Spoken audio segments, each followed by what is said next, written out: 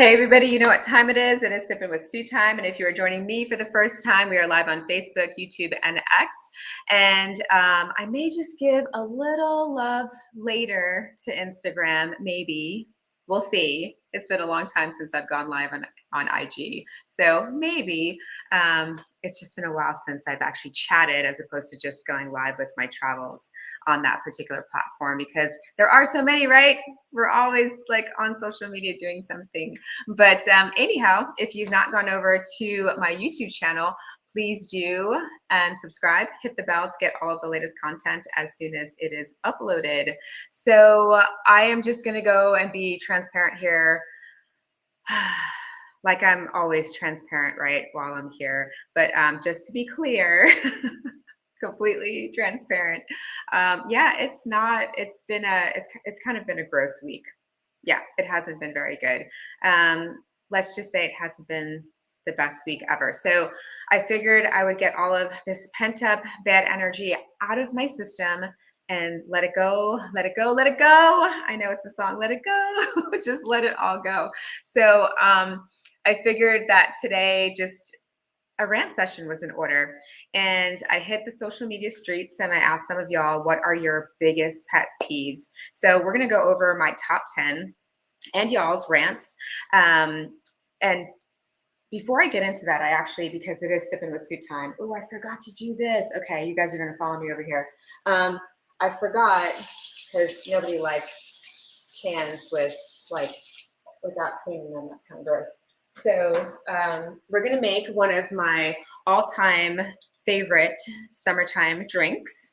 And it doesn't take much, but you would be surprised at how many people, is this a mini rant?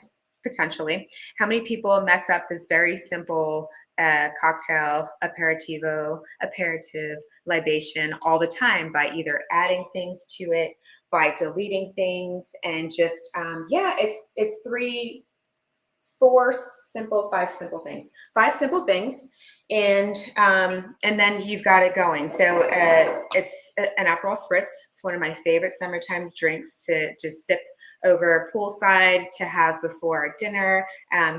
I may be outside all day sipping this, but it's just delicious. And so I'm going to go ahead and make that before we get into our rants. So the 5 things that are needed: a glass and some ice.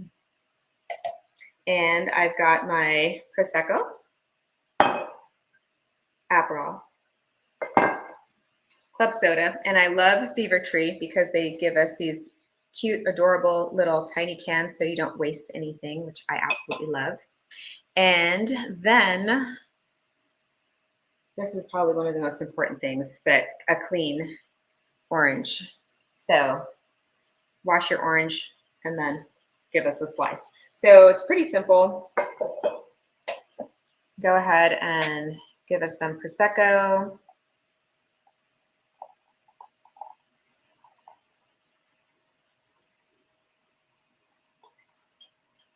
About halfway full. And then, oh my goodness, I'm getting weak, guys. We're gonna take some Aperol.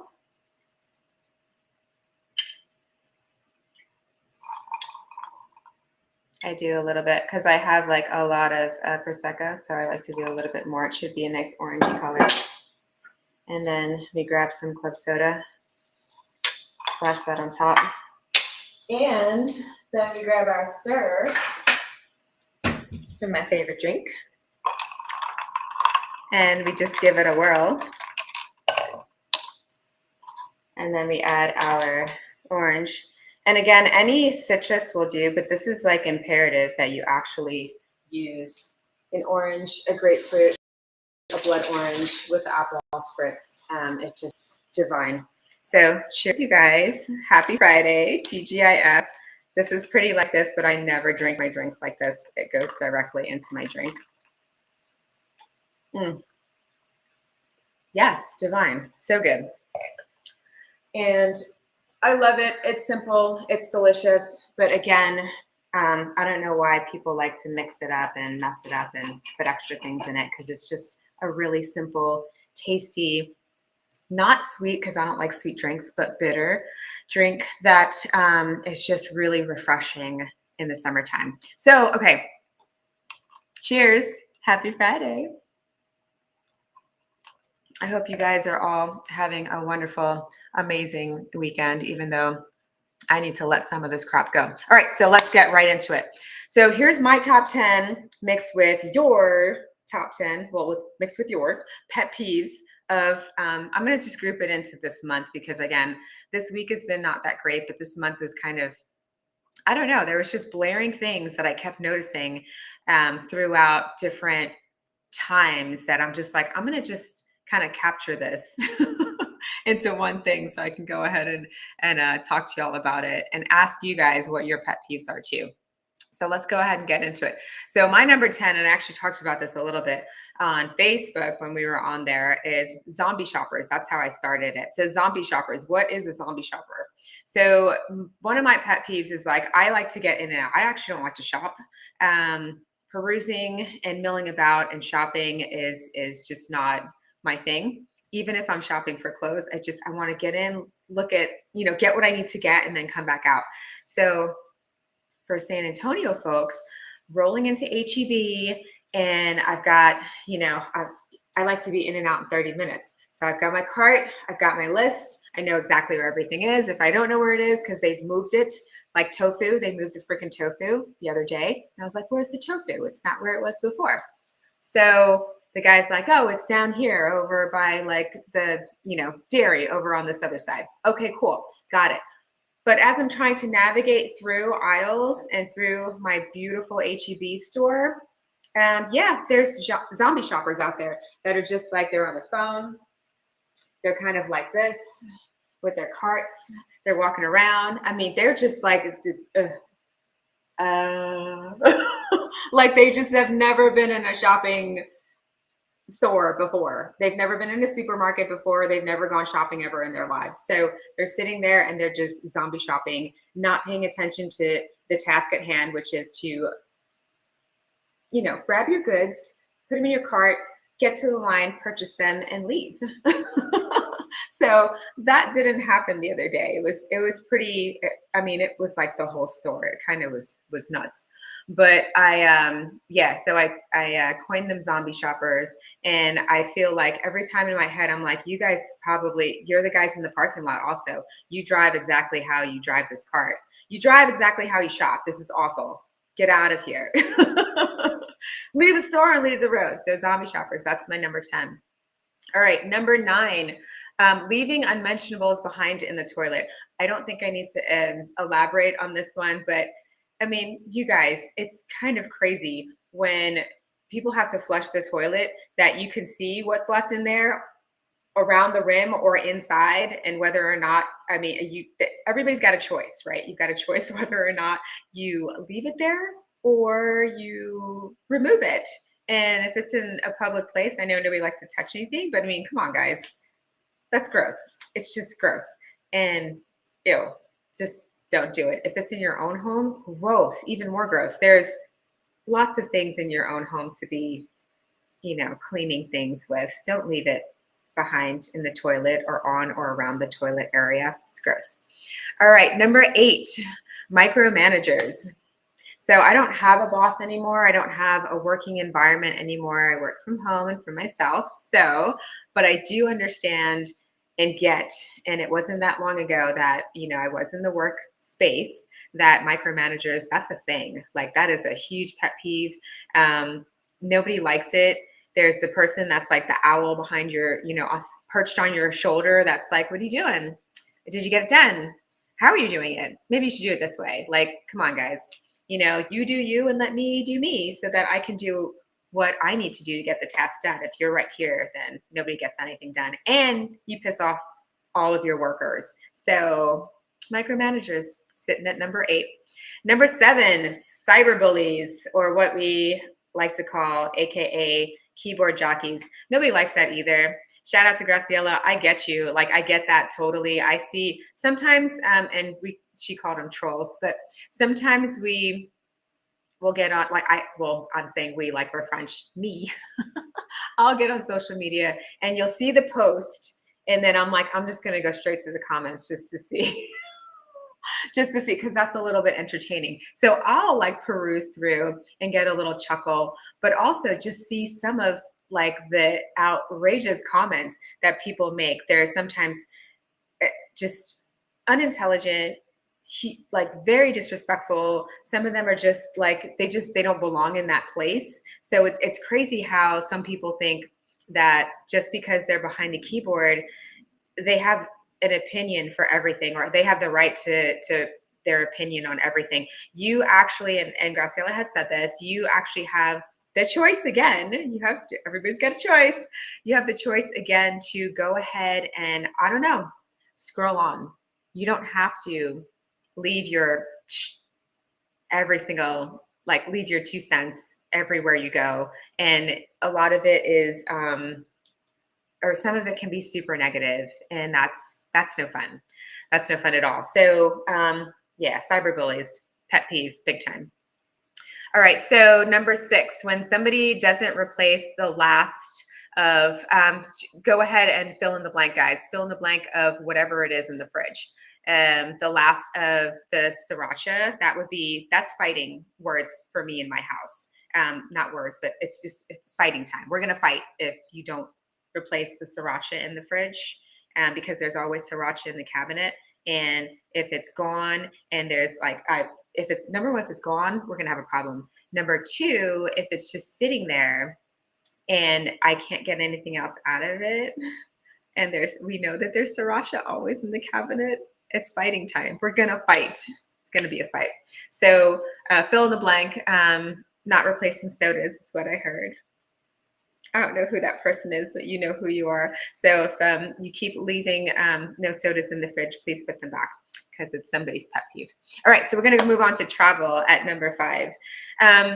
Just came back from Florida, and if anybody has been to the Hollywood, Florida Guitar Hotel, Hard Rock Hotel and Casino, super cool. You can see it from the highway. It's outstanding.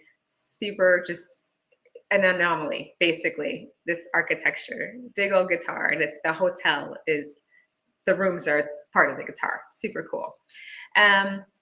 That's all fine and dandy. The casino is really cool. Everything's nice. It's a resort. It's a little overpriced.